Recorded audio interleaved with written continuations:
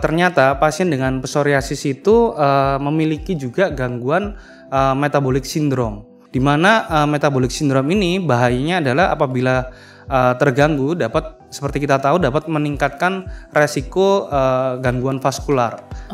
Konkretnya adalah bisa terjadi serangan jantung, stroke dan lain-lain.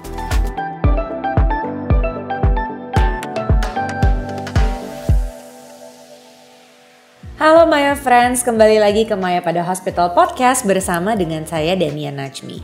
Di hari ini Maya Friends, kita akan mengenal psoriasis. Apakah psoriasis itu dan apakah psoriasis bisa disembuhkan? Kalau yang kita bisa baca ya dari berbagai macam sumber, psoriasis itu adalah penyakit peradangan kronis dan bersifat autoimun. Dan berdasarkan suatu studi, 2 hingga 3% penduduk Indonesia itu menderita psoriasis. Banyak yang beranggapan kalau psoriasis ini nggak bisa disembuhin. Nah, apakah ini mitos atau fakta? Hari ini kita akan mengenal lebih lanjut soal psoriasis bersama dengan Dr. Yohanes Wijaya SPDV, dokter spesialis kulit kelamin dari Maya Pada Hospital Surabaya. Halo Dr. Yohanes. Halo Dunia. Apa kabar dok? Sehat. Sehat. Apakah sudah siap mau sharing sama Maya Friends di rumah soal psoriasis hari ini? Siap ya. Harus siap. Oke dok. Kalau kita ngomongin soal psoriasis itu kan banyak kita bisa lihat tuh ada di kulit gitu kan. Ada yang lupas, ada yang merah-merah gitu. Nah, apa sih bedanya sama eksim gitu yang sudah lebih dikenal luas masyarakat dan penyebabnya tuh apa dok kalau psoriasis? Oke, jadi psoriasis pertama-tama psoriasis itu adalah bentuk peradangan kulit yang bersifat kronis hilang timbul ya. Nah, saya mulai dulu dari persamaannya. Kenapa kok banyak orang kadang-kadang bingung kapan kita bilang itu eksim dan kapan kita bilang itu psoriasis. Jadi ini sama-sama suatu bentuk peradangan kulit kronis yang suka hilang timbul. Jadi gatal, merah, hilang timbul. Dan juga penyebabnya sama-sama disebabkan oleh genetik atau keturunan. Jadi baik eksim maupun psoriasis ini penyebabnya sama, yaitu genetik. Bedanya adalah dari gejala klinisnya. Jadi kapan kita curigai seorang kena psoriasis apabila dia muncul ruam-ruam merah yang bentuknya tebal, merah tebal dengan disertai ada sisik yang bersifat tebal juga. Kadang berwarna hingga sampai putih keperaan. Jadi sisiknya tebal sekali. Sedangkan kalau pada eksim itu biasanya gejalanya lebih tidak jelas ya, hanya ruam-ruam merah, biasanya lebih tipis, kalau jauh lebih tipis kalau dibandingkan dengan psoriasis. Kadang juga tidak ada merah-merah, cuma ada bekas garukan aja. Dan pada eksim biasanya juga kulitnya relatif lebih kering ya. Terus kemudian kalau dari lokasinya, pasien dengan psoriasis ini paling sering muncul itu pada area kepala, scalp atau hairline di perbatasan rambutnya.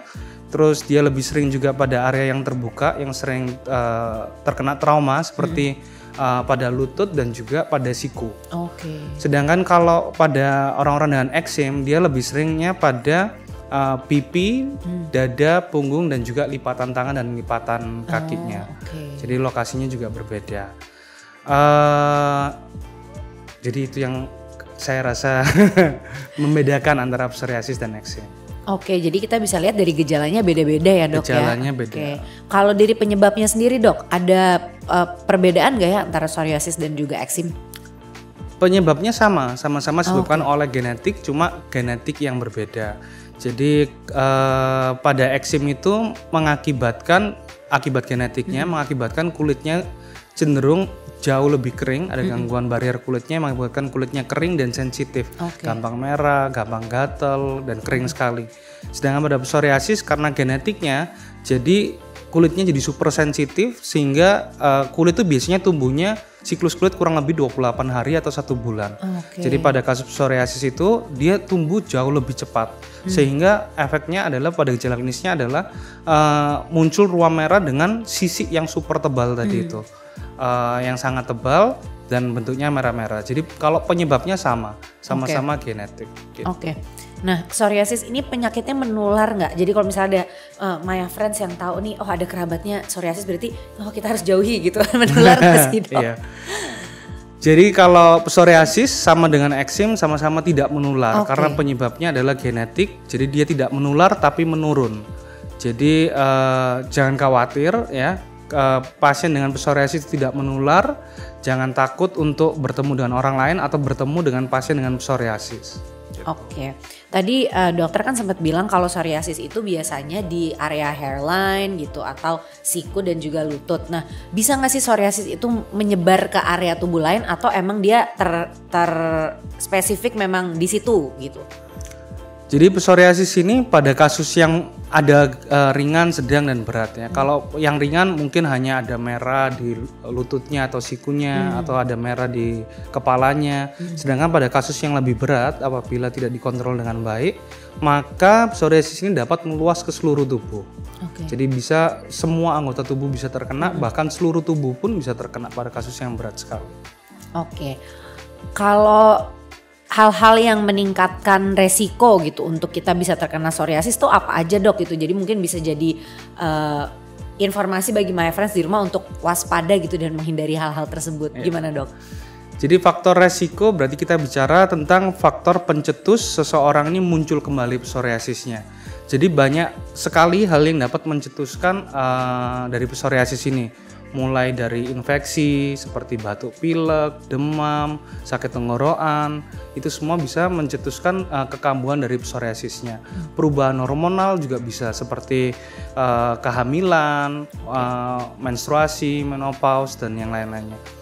Selain itu makanan, jadi beberapa orang juga makan tertentu kok jadi kambuh psoriasisnya, ataupun faktor lingkungan.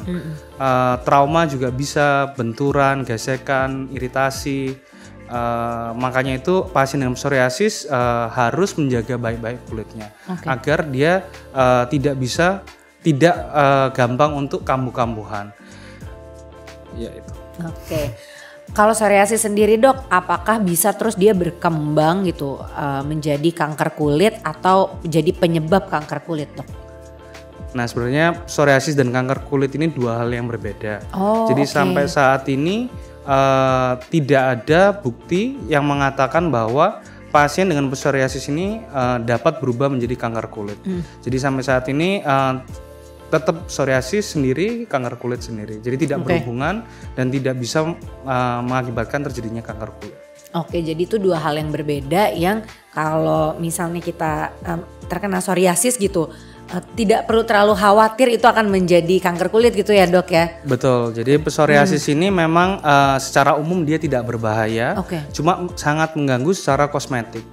Dan dia tidak menyebabkan kanker kulit, tapi perlu dicatat studi ilmiah yang ada akhir-akhir ini mengatakan bahwa ternyata pasien dengan psoriasis itu memiliki juga gangguan metabolic syndrome.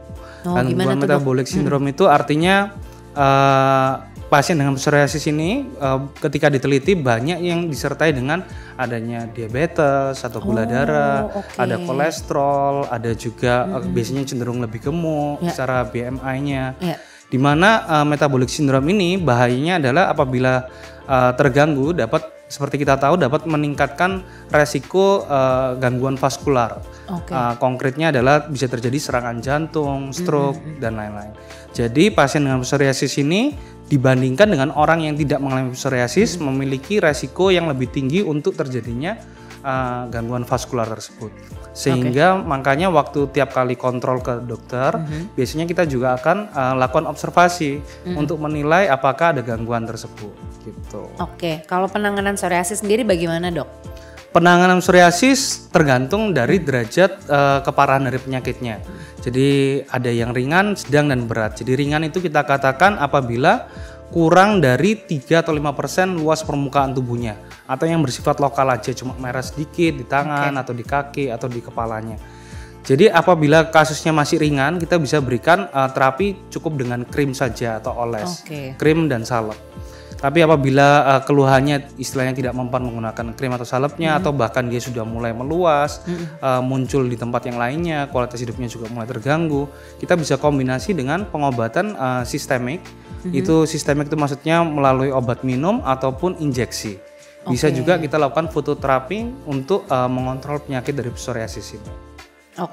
Jadi apakah ini sifatnya hanya mengontrol dok atau bisa 100%, aku gak tahu ya kalau 100% tuh akurat atau enggak obrolannya, tapi apakah bisa sembuh gitu seseorang atau pengobatan-pengobatannya tadi itu sifatnya hanyalah menenangkan? Oke. Jadi sayangnya sampai saat ini psoriasis itu belum bisa disembuhkan ya. Jadi psoriasis itu belum bisa disembuhkan, belum ada obat yang ditemukan yang bisa diminum sembuh dan tidak kambuh lagi. Jadi perlu kita ketahui pasien dengan psoriasis ini yang paling terganggu adalah kualitas hidupnya. Bayangkan saja kalau mbaknya misalnya ada merah-merah di mukanya, apalagi kalau munculnya pas di wajah ya, apalagi di seluruh tubuh gitu, gatel lagi, pasti membuat pasien dengan psoriasis ini tidak nyaman apabila ketemu dengan temannya, bosnya atau waktu dia bekerja gitu, sehingga kualitas hidupnya ini akan sangat menurun. Dan beberapa studi mengatakan bahwa banyak pasien psoriasis ini kepikiran untuk bahkan melakukan tindakan bunuh diri.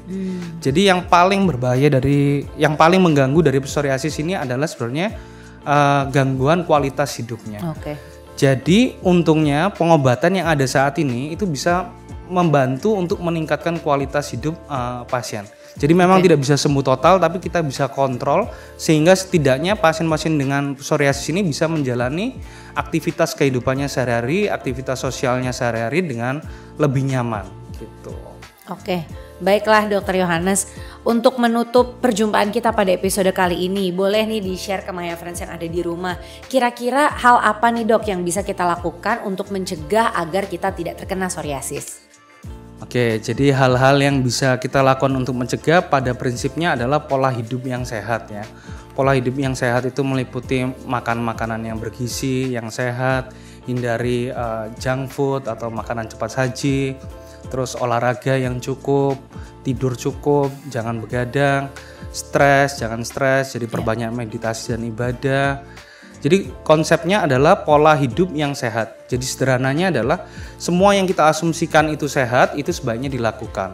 Dan semua yang kita asumsikan tidak sehat itu semuanya dihindari atau dikurangi ya. Dan perlu dicatat bahwa pada dasarnya kita tidak bisa mencegah 100%. Artinya bukan berarti kalau kita sudah hidup sehat, nggak merokok, makan makanan yang sehat pasti tidak akan kambuh. Tidak seperti itu. Tapi setidaknya dengan pola hidup yang sehat ini psoriasisnya ini dapat kalau kambuh pun ringan, cenderung lebih ringan, dan juga ketika dia masuk dalam fase remisi atau fase sembuh, dia bisa bertahan jauh lebih lama. Gitu. Baiklah, terima kasih banyak Dr. Yohanes atas sama-sama. Informasinya. Dan terima kasih juga Maya Friends yang sudah menonton episode ini hingga selesai. Jangan lupa di like, komen, dan juga subscribe YouTube-nya Maya Pada Hospital. Dan kalau mau tahu informasi lebih lanjut silahkan di follow Instagram-nya @mayaPadaHospital. Sekali lagi terima kasih banyak Dr. Yohanes dan Maya Friends yang sudah menonton. Salam selangkah lebih sehat, Maya Pada Hospital, teman sehat gue.